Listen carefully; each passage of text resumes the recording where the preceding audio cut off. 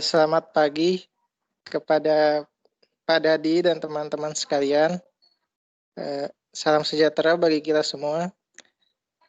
Pada kesempatan kali ini, kami, kelompok 12, ingin mempresentasikan makalah kami yang judulnya Pengaruh Bahasa Gaul Terhadap Perkembangan Bahasa Indonesia.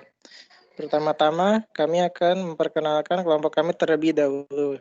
Yang pertama adalah Vecia Signora, ada Angelin Handy, Muhammad Aminuddin Sarbin, Reynaldo Fauzi Frasmi. Next.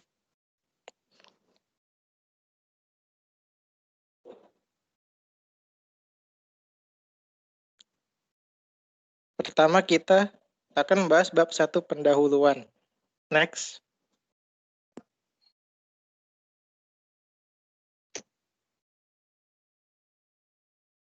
Nah, di bab pendahuluan ini yang pertama ada latar belakang. Seiring perkembangan zaman, bahasa Indonesia mengalami semakin banyak perubahan dan pergeseran. Salah satu kasus yang berkaitan dengan permasalahan tersebut dibahas oleh media CNN Indonesia beberapa waktu belakangan, which is basically literally mendadak populer dan jadi bahasa anak Jaksel atau Jakarta Selatan.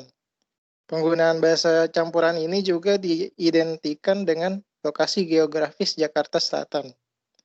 Sebenarnya kata-kata ini adalah bentuk kosakata dasar dan biasa dalam bahasa Inggris. Namun kata-kata ini jadi populer lantaran banyak dicampur dengan bahasa Indonesia. Next. Lalu 1.2 rumusan masalah. Yang pertama itu ada bagian bagaimana sejarah adanya bahasa gaul di Indonesia. Yang kedua, apa pengertian dan ciri-ciri dari bahasa gaul. Yang ketiga, apa pengaruhnya penggunaan bahasa gaul terhadap perkembangan bahasa Indonesia. Lalu 1.3 ada tujuan penulisan makalah ini. Yang pertama itu mengetahui sejarah adanya bahasa gaul. Yang kedua, mengetahui pengertian dan ciri-ciri bahasa gaul. Yang ketiga, mengetahui pengaruh dari bahasa gaul terhadap perkembangan bahasa Indonesia. Lalu 1.4 ada kita akan bahas manfaat dari penulisan makalah ini. Yang pertama itu bagi generasi muda. Makalah ini diharapkan mampu membuka wawasan generasi muda agar lebih bangga dalam menggunakan bahasa Indonesia. Lalu yang kedua, bagi penulis lain.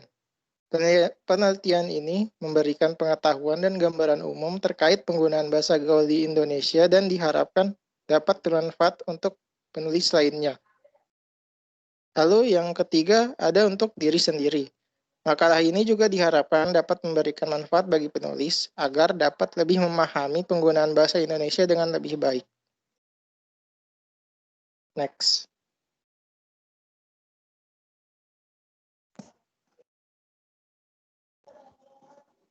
Bab kedua kita masuk ke pembahasan 2.1 yaitu sejarah bahasa gaul. Jadi bahasa gaul ini merupakan salah satu cabang bahasa dari bahasa Indonesia. Bahasa gaul umumnya mulai muncul di kalangan masyarakat pada tahun 80-an. Pada tahun 80-an ini bahasa gaul lebih dikenal dengan bahasa prokem.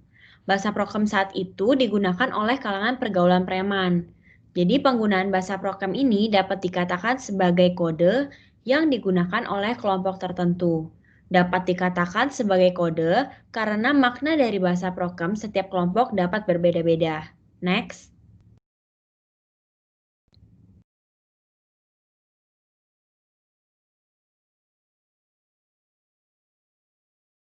Seiring berjalannya waktu, sejalan dengan adanya perkembangan teknologi komunikasi, menyebabkan perkembangan bahasa menjadi pesat. Perkembangan teknologi komunikasi ini mendorong perkembangan bahasa, khususnya bahasa gaul. Next.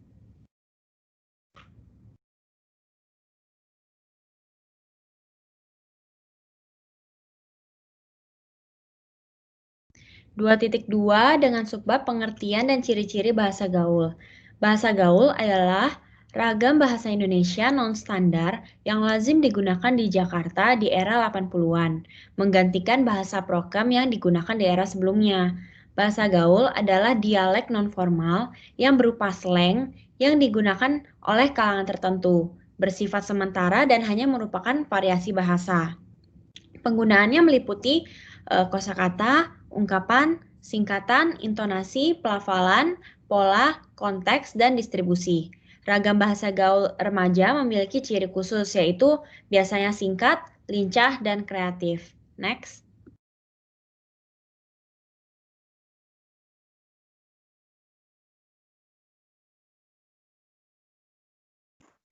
Selanjutnya ada faktor-faktor yang membuat bahasa gaul menjadi lebih dominan daripada bahasa Indonesia. Yang pertama, maraknya penggunaan bahasa gaul di media massa dan elektronik. Yang kedua, kepraktisan dalam berbahasa gaul. Yang ketiga, bahasa sudah menjadi standar status sosial di kalangan masyarakat. Yang keempat, tidak ingin dibilang ketinggalan zaman. Dan yang terakhir adalah pendidikan dalam berkomunikasi. Yang pertama, kita akan membahas maraknya penggunaan bahasa gaul di media sosial, di media massa, dan elektronik. Penggunaan bahasa gaul di media massa dan elektronik membuat masyarakat yang aktif menggunakan media massa dan elektronik tersebut semakin sering menirukan di kehidupan sehari-hari. Hal ini sudah menjadi wajar karena masyarakat tentunya lebih tertarik untuk meniru hal-hal yang baru. Dewasa ini, pemakaian bahasa Indonesia baik dalam kehidupan sehari-hari maupun dunia film, sinema elektronik atau sinetron, mulai bergeser, digantikan dengan pemakaian bahasa gaul. Kepraktisan dalam berbahasa gaul. Bahasa merupakan produk budaya yang paling penting sekaligus paling fleksibel. Manusia berkomunikasi dengan satu dan lainnya menggunakan bahasa. Sebagai produk budaya yang fleksibel, bahasa punya tuntutan mengikuti kepraktisan dan kebutuhan manusia untuk berkomunikasi. Tak heran, beragam jenis bahasa dan kata baru terus bermunculan. Lalu yang ketiga, bahasa sudah menjadi standar status sosial di kalangan masyarakat. Ternyata, sekarang ini, bahasa sudah menjadi standar status sosial di kalangan masyarakat. Seseorang yang bisa bahasa Inggris pasti dipandang orang yang terpelajar, apalagi di kalangan anak muda. Seseorang dapat dikatakan tidak gaul kalau tidak fasih berbicara bahasa Inggris. Baik grammar yang diucapkan tidak benar, atau campur aduk berbahasa Indonesia-Inggris, ya yang penting bisa diterimalah di pergaulannya. Dan lambat laun, hal ini pun akan menjadi gaya hidup. Yang keempat, tidak ingin dibilang ketinggalan zaman. Kalangan masyarakat, khususnya remaja yang masih labil dan gemar meniru, sangatlah mudah tertular dan memilih menggunakan bahasa gaul daripada menggunakan bahasa Indonesia yang baik dan benar. Apalagi ada anggapan bahwa bahasa ini adalah bahasa gaul. Sehingga orang yang tidak menggunakannya akan dianggap ketinggalan zaman atau kuno, begitu pula sebaliknya. Karena anggapan inilah, remaja menggunakan bahasa tulis dengan ciri khas tersendiri. Mereka tidak ingin terlihat cupu di antara teman-temannya. Lalu, yang terakhir ada pendidikan dalam berkomunikasi.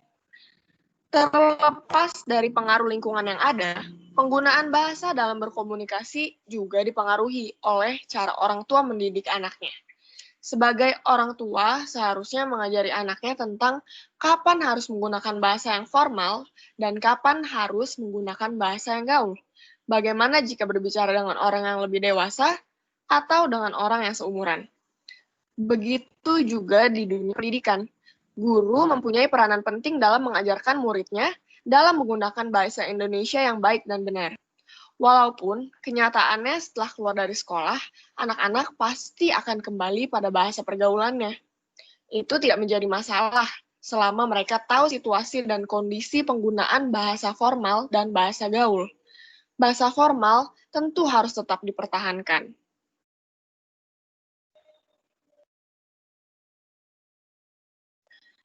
Lalu, dampak positif dan negatif dari penggunaan bahasa gaul.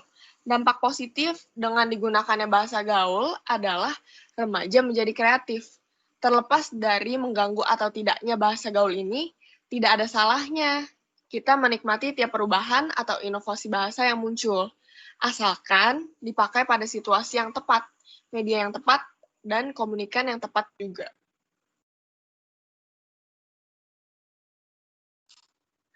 Lalu, dampak negatifnya dari penggunaan bahasa gaul ini dapat mempersulit penggunanya untuk berbahasa Indonesia dengan baik dan benar, karena sudah terbiasa.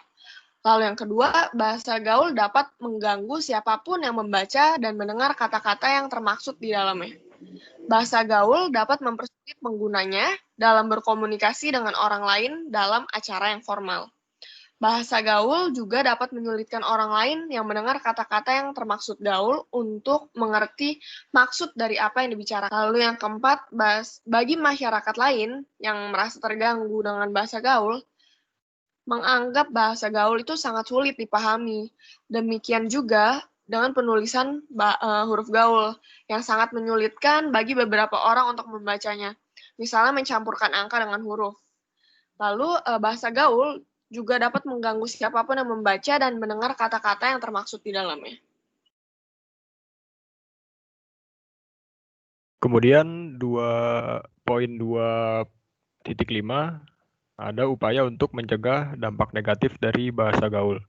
Yang pertama, untuk menghindari pemakaian bahasa gaul yang sangat luas di masyarakat pada masa depan, perlu adanya usaha pada saat ini menanamkan dan menumbuh kembangkan pemahaman dan kecintaan dalam diri generasi bangsa terhadap bahasa Indonesia sebagai bahasa nasional. Yang kedua, perlu adanya tindakan nyata dari semua pihak yang peduli terhadap eksistensi bahasa Indonesia yang merupakan bahasa nasional, bahasa persatuan, dan bahasa pengantar dalam dunia pendidikan. Yang ketiga ada menyadarkan masyarakat Indonesia, terutama para generasi penerus bangsa ini, bahasa Indonesia sebagai bahasa nasional harus diutamakan penggunaannya. Dengan demikian, mereka lebih mengutamakan penggunaan bahasa Indonesia secara baik dan benar daripada bahasa gaul. Selanjutnya, menanamkan semangat persatuan dan kesatuan dalam diri generasi bangsa dan juga masyarakat luas untuk memperkukuh bangsa Indonesia dengan penggunaan bahasa Indonesia. Pemerintah Indonesia harus menekankan penggunaan bahasa Indonesia dalam film-film produksi Indonesia, baik film layar lebar maupun sinetron. Meningkatkan pengajaran bahasa Indonesia di sekolah dan di perguruan tinggi. Upaya untuk membina sikap positif terhadap bahasa Indonesia dilakukan dengan jalur media massa dan jalur kepemimpinan. Selanjutnya ada pengaruh bahasa gaul terhadap perkembangan bahasa Indonesia. Yang pertama, remaja Indonesia tidak mengenal lagi bahasa baku. Yang kedua, remaja Indonesia tidak memakai lagi ejaan yang disempurnakan atau disingkat EYD. Yang ketiga, remaja Indonesia menganggap remeh bahasa Indonesia dan tidak mau mempelajarinya karena merasa dirinya telah menguasai bahasa Indonesia yang baik dan benar. Yang keempat, dulu anak-anak bisa menggunakan bahasa Indonesia yang baik dan benar, tapi sekarang anak kecil lebih menggunakan bahasa gaul. Yang terakhir, penulisan bahasa Indonesia menjadi tidak benar. Selanjutnya bab 3 yaitu penutup. 3.1 kesimpulan. Berdasarkan hal-hal yang telah kami bahas sebelumnya, kami dapat menyimpulkan bahwa penggunaan bahasa gaul tidak selalu berdampak negatif namun juga memiliki dampak positif. Poin kedua, saran.